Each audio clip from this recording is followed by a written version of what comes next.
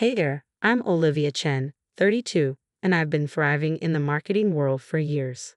On paper, life looks perfect. I've got a great career and a wonderful husband, Michael. But let me tell you, it's far from rainbows and butterflies when it comes to his family. It all started 5 years ago when Michael and I got married. At first, I thought I hit the in-law jackpot. His parents, Robert and Linda, seemed cool, and his sister, Emma. We were like best friends. At least, that's what I thought. Olivia, darling, that dress looks so cute on you, Emma had said at our first family dinner. I should have picked up on the condescending tone, but I was too busy trying to impress everyone. Fast forward to now, and every family gathering feels like walking on eggshells. Emma always has something to say, whether it's about my job, my cooking, or even the way I breathe. Last Thanksgiving, after I spent hours preparing the turkey, she took one bite and said, "Oh, interesting. I guess not everyone can be a master chef." I wanted to stuff her face into the mashed potatoes. Michael tries to play peacemaker, but he's stuck in the middle. "Babe, Emma doesn't mean anything by it," he'd say, as if that excused her constant jabs. The worst part, Robert and Linda hang on to Emma's every word like it's gospel. It's like they've forgotten how to think for themselves. Michael would try to proudly share my achievements, like when I got promoted, but it always ended with Linda brushing it off, saying, "That's nice, dear," before pivoting to Emma's latest charity work, as if she were a saint. I've tried everything to win them over. Fancy dinners, thoughtful gifts, even offering to babysit Emma's kids. Nothing works. It's like trying to nail Jello to a wall. And just last week, I overheard Emma on the phone saying, "I don't know what Michael sees in her. She's so ordinary." Ordinary? Me? I've built my career from the ground up. But to them, I might as well be invisible. Now, here I am, getting ready for yet another family dinner, hoping against hope that this time will be different. But deep down, I know better. Emma's probably sharpening her claws as we speak. "You okay, hon?" Michael asks, wrapping his arms around me as I chop vegetables. "Yeah, just peachy," I lie, forcing a smile. The doorbell rings. Chow time. I plaster on my best fake grin and open the door. "Oh, Olivia, you look rested," Linda says, her eyes scanning me up and down. Then, cornering me by the fridge, she adds, "Emma tells me you're still at that little marketing firm. How stable?" I force a smile. "Actually, we just landed a major account. It's been pretty exciting." "Oh, that's nice, dear," she replies absent-mindedly. "Did you hear about Emma's promotion? Vice President of Sales, of course. She's amazing." Dinner finally starts, and I'm holding my breath as they take their first bites. Michael, ever the supportive husband, says, "This is delicious, babe." He gives me a wink, and for a moment, I relax. Maybe this won't be so bad. Then Emma takes a bite. Her face scrunches up in exaggerated confusion. "Oh, interesting flavor. Is that nutmeg?" "No, it's rosemary," I reply, my smile faltering. "Ah," she says, pushing the food around her plate. "It's different." I'm about to defend myself when Emma suddenly clutches her stomach. "Oh God," she groans. "I don't feel so good." And just like that, all hell breaks loose. "What's wrong?" Linda asks, her voice rising in panic. "My stomach," Emma moans. "It's like I've been poisoned or something." All eyes turn to me. I feel my blood run cold. "Poisoned?" I sputter. "That's ridiculous. We're all eating the same food." But then Robert starts looking pale, and James, Emma's husband, is running to the bathroom. "What did you put in the food, Olivia?" Linda demands, her voice shrill. "Nothing, just normal ingredients." I protest, but the room's already turned on me. Michael's looking at me with doubt in his eyes, and it's like a knife to the heart. "Maybe we should call an ambulance," he suggests hesitantly. Emma's now writhing on the floor, milking the situation for all it's worth. "She did this on purpose," she wails. "She's always been jealous of me." "That's insane," I shout, but no one's listening. James is already on the phone with 911, and Linda's dramatically fanning Emma. "I think you should leave, Olivia," Robert says coldly. "We'll handle this." I look to Michael for support, but he's avoiding my gaze. "Maybe it's best if you go, babe," he mumbles, "just until we figure this out." Figure what out? I didn't do anything. But it's clear I'm not wanted. Grabbing my purse, I storm out, slamming the door behind me. As I sit in my car, shaking with anger and disbelief, I hear sirens in the distance. What the hell just happened? And how am I going to fix this mess? The days after that disaster felt like living in a nightmare.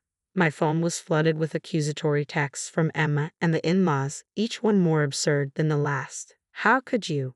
We trusted you. And Michael. He was walking on eggshells around me like I might whip out a vial of poison at any moment. Babe, maybe you made a mistake with the ingredients, he suggested one morning. I slammed my coffee mug down for what felt like the millionth time. I didn't poison anyone. But the damage was done. I was banned from family gatherings, uninvited from Christmas, completely erased from their lives overnight. I couldn't take it anymore. If they wouldn't believe me, I'd have to prove my innocence myself. First stop, the grocery store where I'd bought the ingredients. I grilled the poor cashier for 20 minutes, but nothing seemed off. Next, I started digging into Emma's past. Late nights hunched over my laptop revealed a disturbing pattern. Every time something good happened to me, Emma had some sort of crisis. My promotion, Emma's car accident the very next day, our wedding, Emma's sudden emergency appendectomy just before the ceremony. It was no coincidence anymore. I needed help, and I knew exactly who to call. Lisa, it's Olivia. Remember that favor you owe me? Time to pay up. Lisa was an old college friend, now a private investigator, and she agreed to help me dig deeper into Emma's web of lies. We met over coffee. Okay, spill it, Lisa said. What's the deal with this sister-in-law from hell? I laid it all out. The dinner, the accusations, everything. Lisa let out a low whistle. Damn, girl, you've got yourself a regular soap opera here. We hatched a plan. Lisa would dig into Emma's finances and work history while I focused on piecing together what really happened that night. Days turned into weeks. I was running on coffee and sheer determination while Michael grew more distant. But I couldn't think about that now. I had to clear my name. Then, a breakthrough. Lisa called, excitement buzzing in her voice. Olivia, you're not going to believe this. Emma's been cooking the books at her company for years. She's in deep financial trouble. My heart raced. That's great, but how does that help me? Think about it. She needed a distraction, something big to take the heat off her. What better than a family scandal? The pieces started to fall into place. I remembered something else from that disastrous dinner. Emma had arrived early, insisting on helping in the kitchen. At the time, I'd been too frazzled to question it, but now I knew she must have tampered with the food when I wasn't looking. We need proof, Lisa said, her voice steady, and we need it fast. Emma's lies were unraveling, but she didn't know it yet. We had to catch her off guard. Lisa and I spent hours planning our next move. One wrong step, and Emma would slip away again. We need to set a trap, Lisa suggested, a glint in her eye. Something she can't resist. As we plotted, I felt a mix of excitement and dread. This was my chance to expose Emma for who she really was. But what if it backfired? What if I lost Michael for good? I shoved the doubts aside. I'd come too far to back down now. Emma wanted to play dirty? Fine, two could play at that game. Let's do this, I told Lisa, my voice steady. It's time to take Emma down. The day of reckoning had finally arrived. We'd set everything in motion, and now all we could do was wait. My stomach churned with nerves, but I knew this was my only shot. We anonymously tipped off Emma's workplace about her fraudulent activities. It was risky but necessary to apply pressure from all sides. I parked down the street from Emma and James' house, heart pounding. Lisa was already in position, disguised as a delivery driver. Package for Emma Wilson, I heard Lisa say through the earpiece we were using to communicate. I held my breath as I watched Emma step outside. Lisa accidentally dropped the package, spilling its contents, fake financial documents we had prepared to mirror her real crimes. Oh my God, I'm so sorry, Lisa said, scrambling to pick up the papers. Emma's face turned white as a sheet. Give me those, she snapped, snatching the documents out of Lisa's hands.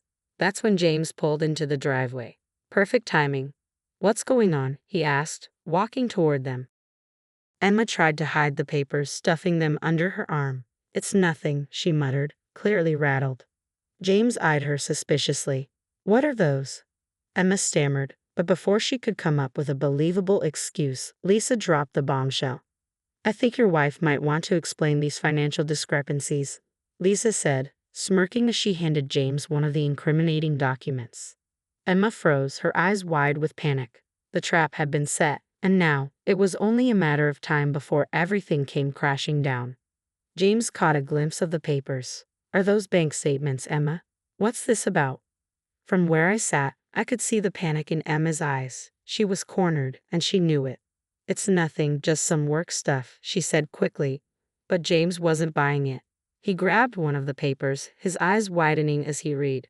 Emma, these show transfers to offshore accounts. What the hell is going on? Emma's facade finally cracked. I can explain. It's not what it looks like. That's when Lisa, pretending to fumble with her phone, hit play. Loud enough for everyone to hear. Emma's voice rang out clearly. God, it was so easy. Slip a little ICAC in the food and boom, instant food poisoning. Olivia never saw it coming. James stumbled back as if he'd been punched. You framed Olivia? Why? Emma was in full meltdown mode now. The company was investigating me. I needed a distraction. That was my cue. I stepped out of my car and approached them. Emma's eyes bulged when she saw me. You, she screeched. You set me up. I stood my ground. No, Emma, you set yourself up. I just made sure the truth came out. James looked between us, utterly shocked. I can't believe this. All these years. Just then, Michael pulled up with his parents, Robert and Linda. They must have seen the commotion and called him. What's going on here? Linda demanded. I took a deep breath. This was it. Emma framed me for poisoning the family.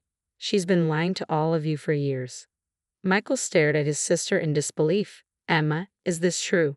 Emma broke down, confessing everything between sobs, the financial fraud, the lies, the elaborate scheme to frame me. It all came pouring out. Robert and Linda were stunned into silence, their faces a mix of shock and devastation. Michael looked like his whole world had been shattered. Olivia, he said, turning to me, tears in his eyes, I'm so sorry. I should have believed you. Part of me wanted to revel in the vindication, but mostly, I just felt tired. It's okay, I said softly. It's over now. As the police arrived and led Emma away, I looked at the family I tried so hard to be part of.